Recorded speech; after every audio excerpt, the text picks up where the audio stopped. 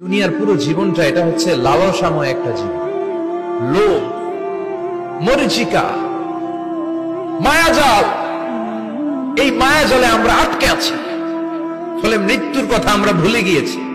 পাগলের মতো ছুটছি, আরো টাকা লাগবে, আরো খ্যাতি লাগবে, আরো যশ লাগবে, আরো দাপট লাগবে। আমার এত টাকা দিয়ে কি হবে? এত সম্পদ দিয়ে কি হবে? এত ব্যস্ততা দিয়ে কি হবে? তোমার স্টপ, থামুন, অনেক হয়েছে, আন্না, থামুন।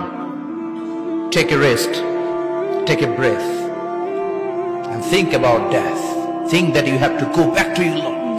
একটু বসেন না, একটু ভাবেন যে আমাকে চলে যেতে হবে, চলে যেতে হবে। এই কোলাহল, এই ব্যস্ততা, এগুলো থাকবে, থাকবো না আমি। সাইয়েদনা ওমর ফারুক বলেছেন, মুতু ক্বাবলা আন তামুতু, মরার আগে একবার মরো।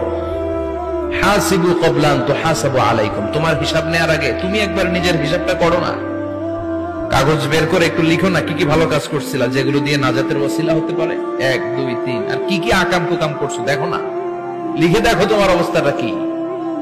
মরার আগে একবার মরো। মরার আগে খাটের মধ্যে শুয়ে শটান করে চোখ বন্ধ করে একবার মরার ভান করে দেখেন কেমন লাগে। চোখটা বন্ধ করেন আর ভাবেন আপনি নাই, কি কি হতে পারে ভাবেন।